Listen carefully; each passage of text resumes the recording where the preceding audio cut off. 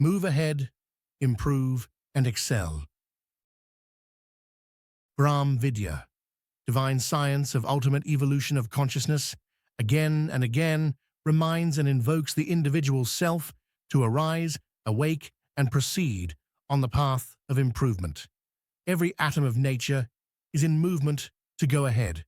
Watch the sun, watch the moon and the stars. All of them are in motion, continuing their successive journeys. They have no respite, even for a moment to rest. Rivers are flowing, wind is blowing, plants are growing, trees are producing new fruits. Even the elements of matter, which appear stationary, are moving though not visibly. The chemicals inside the earth continue to move from one place to other stealthily. The tiny components inside our body continuously take new shapes, undergo new reactions. Grains get converted to flour, flour to bread, bread to waste, waste to manure, manure to vegetation. Thus continues the journey of those atoms.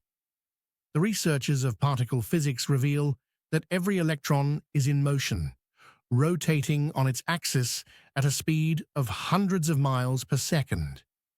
Every subatomic particles of this world is in motion.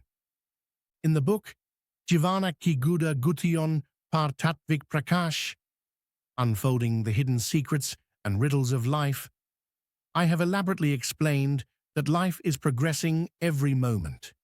Its journeys continue with every birth. The zeal of the jiva, individual self, to continuously march forward along the path of progress is God-gifted. It is the search for unalloyed joy, everlasting beatitude.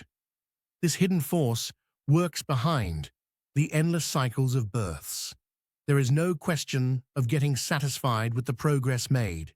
The state of the jiva is destined to evolve, to eliminate all shortcomings, bonds, ignorance, and transmute to the preeminent state of God. The evolution of self continues without pause till its absolute enlightenment, ultimate salvation, and unification with Brahm, the omnipresent, eternal consciousness force. How can there be any stoppage without achieving the ultimate? Upon achieving some ordinary success, some people might feel satisfied considering that so much has been achieved and think, why be restless for more? Whatever has been achieved is more than enough, etc. This line of thought, if it leads to dullness or suppression of endeavor, is incompatible with the nature of the soul. It goes against the wishes of God, and it is in contradiction to what is laid out by nature. Man gets satisfied after meals. His hunger gets extinguished. He will not be able to take one sweet ball more if told to. This indicates that the rules of nature in this stage oppose further eating. But there is no such stage for the quest of the inner self to be happier and more successful. Whatever be one's course of life, nobody gets fully satisfied with the success made. Every milestone of progress triggers an instinct to achieve higher. Every awakened mind desires to move ahead further, make more progress. Air that we inhale enters the body. Its oxygen content provides redness and essential energy to blood. Thereafter, that air becomes worthless. The body expels it. That air was very useful when it was breathed in, but after the processing, it lost its utility for that specific purpose. Now new air is required. Fresh air needs to be breathed in. If we are contented with the past breath and think that only that much air is adequate for us, why take more? Then this thinking will prove harmful. It would hinder the sustenance of life. The same is applicable in respect of progress. The virtuous potential you had earned earlier had strengthened and improved your life to an extent. That potential is exhausted now. The food that was taken earlier in the day, its worth has been used. It has been digested, so new food is required later. Air that was inhaled last moment has been utilized. New breath is required now. The improvement achieved once had rendered progress at that time. To gain further additional strength, to rise further, to earn new motivation, new improvement is necessary. The car has moved 10 miles with 1 gallon petrol. Now, if it has to move any further, the driver has to provide it more petrol, otherwise it will stay put where it is. Further movement will not be possible. To move ahead further and further, new strength needs to be cultivated continuously. Your sequence of improvement should never stop. Please note, satisfaction also has another sense, which you will read in this book titled Darshanika Bula Bulaya, Labyrinth of Philosophy. This satisfaction is advised in the context of restraining the greed for selfish possession, sensual pleasures, etc. In the present context, you should only know never to cease moving ahead on the excelsior of your life. Uninterruptedly, you have to move forward. Your empty vessel of pettiness needs to be filled by collecting greatness drop by drop. It is no use following the footsteps of that worthless man who falls in deep slumber the moment his stomach is full, and turns and grumbles only when hunger agitates him again.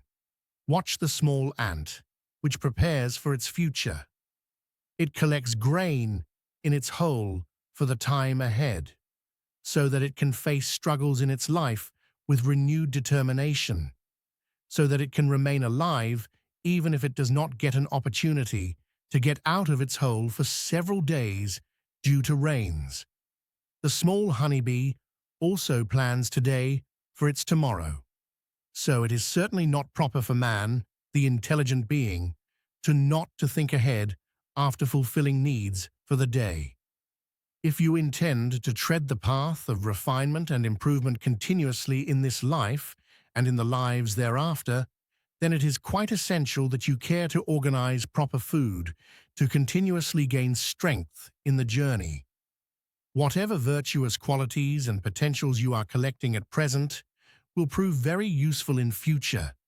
By acquiring them, the journey ahead will progress with greater speed and ease.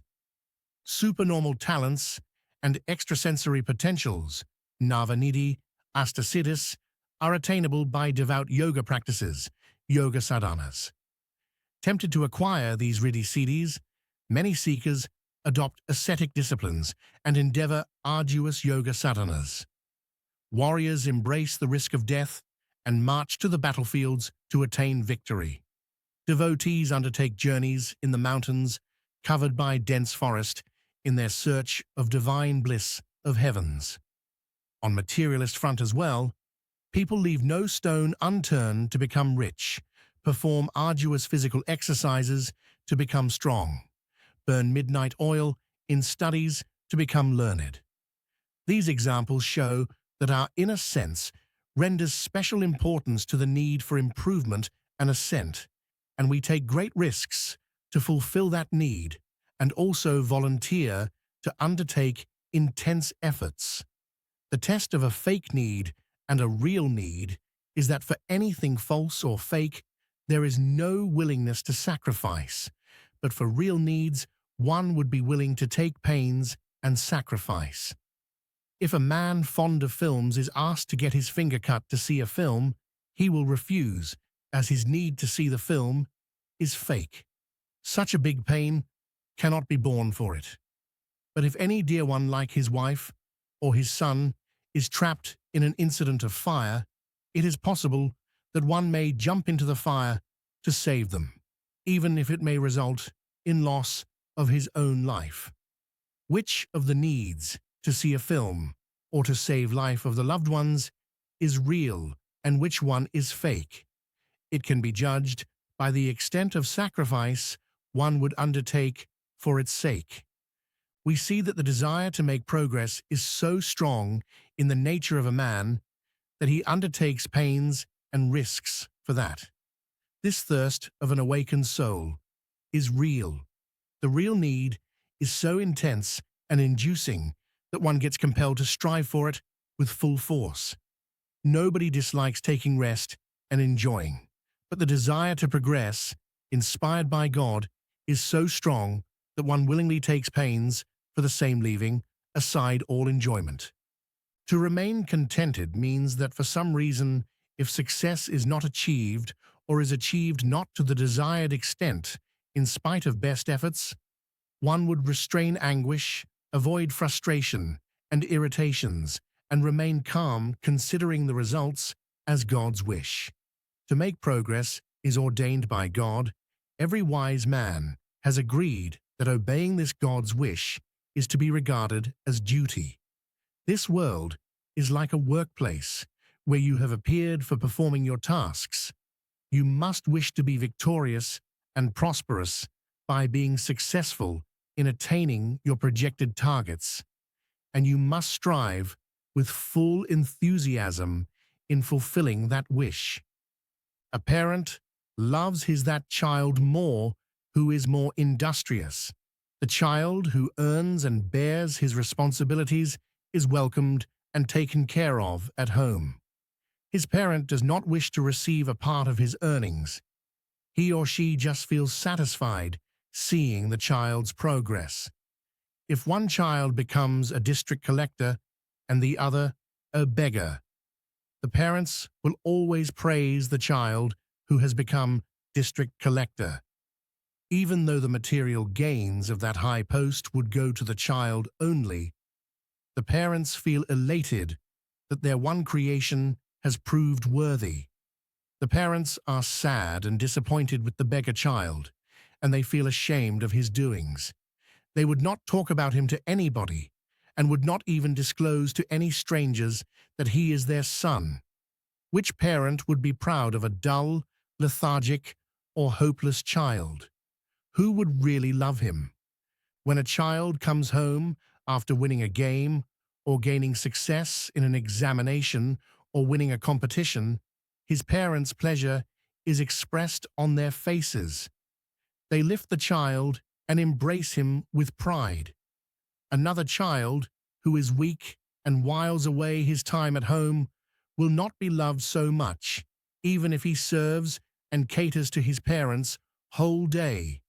Instead of getting catered to, the parents would like that the child should make progress in his own life, move ahead, and win laurels. God also expects the same from mankind. The Almighty is very pleased to see you chivalrous, endeavoring, courageous, progressive, victorious, great, prosperous, learned, and virtuous, and He bestows His beatitude without expectation and without your prayers.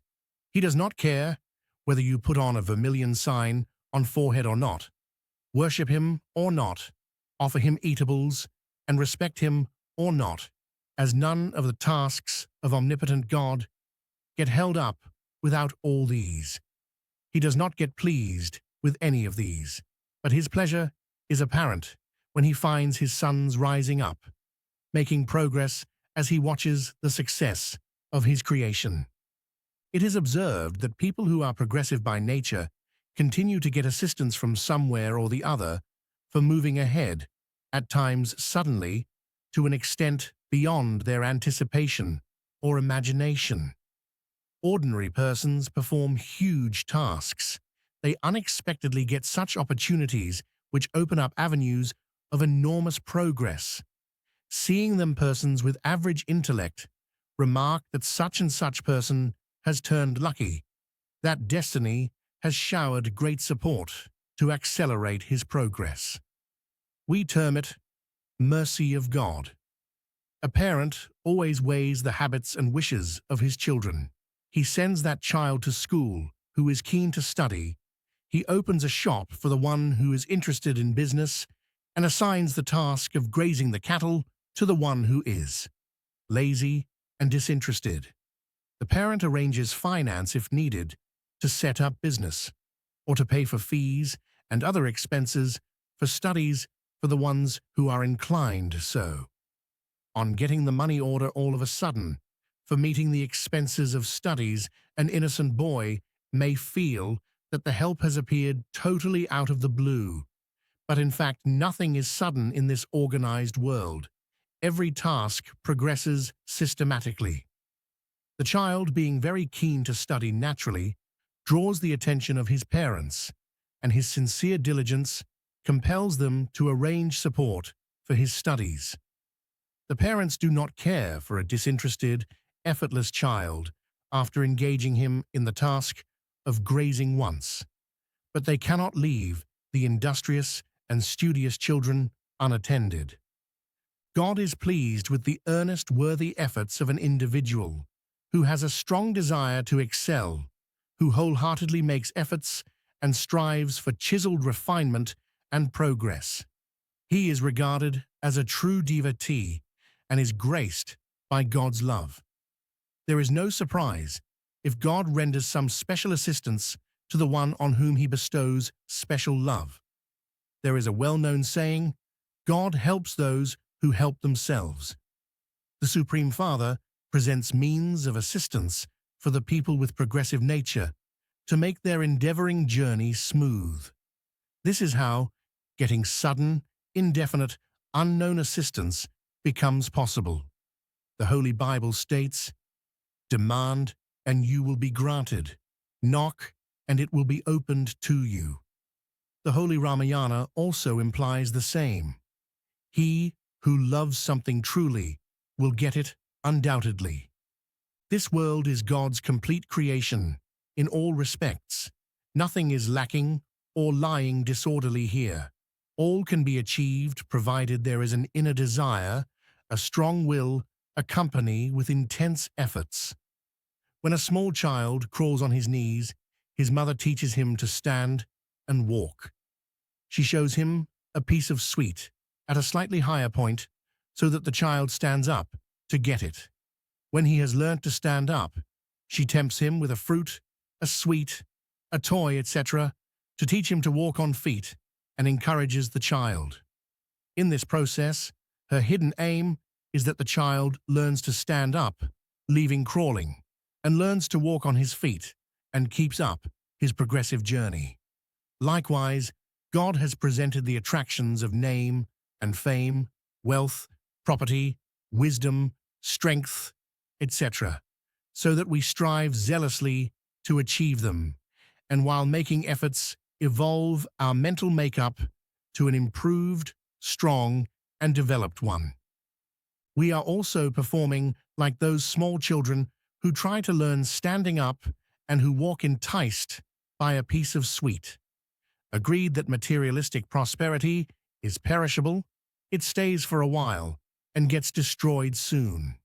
Also agreed that it does not remain with anybody forever, but just for this reason, efforts to achieve it cannot be forsaken.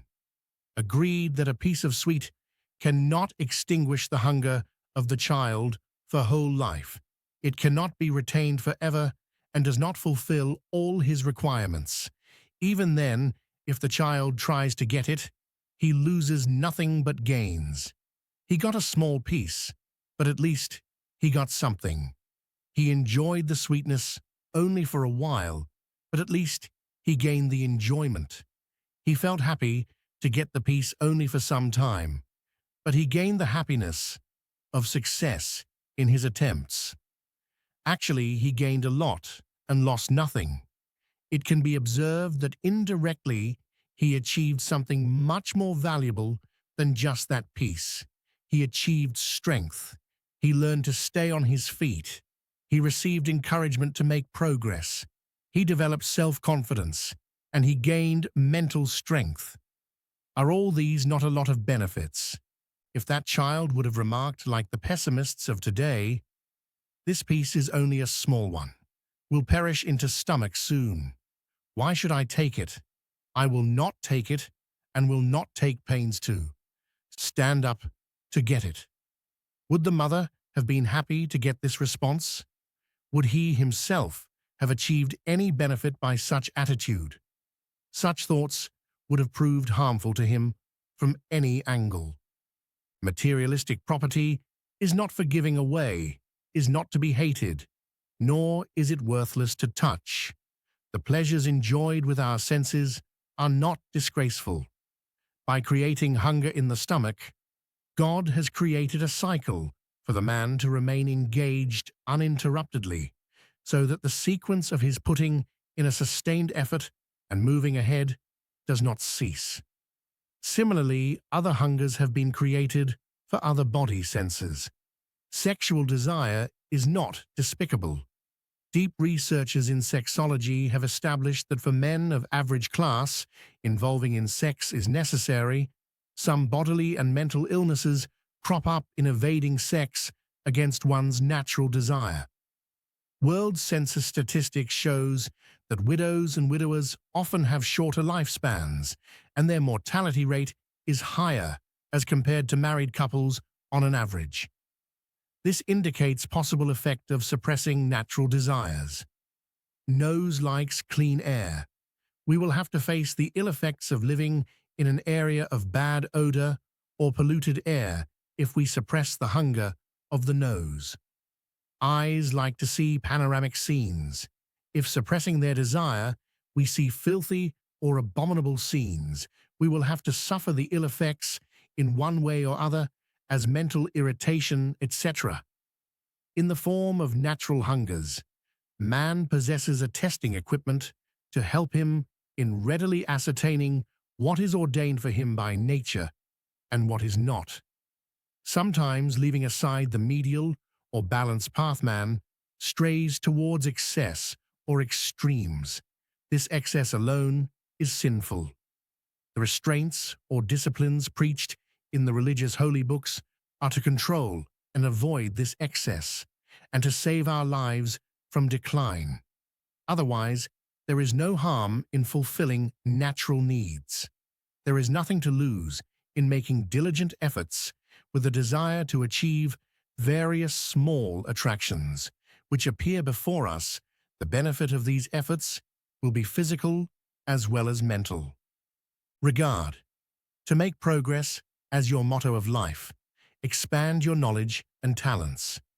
Make continuous progress towards making your body healthy, strong, and graceful, towards being successful, and towards earning appreciation for your work. Be diligent to rise to higher levels. Have more and more good friends and loved ones. Collect flowers of excellence. Endow yourself with good qualities. Increase your self-reliance. Sharpen and enlighten your mind.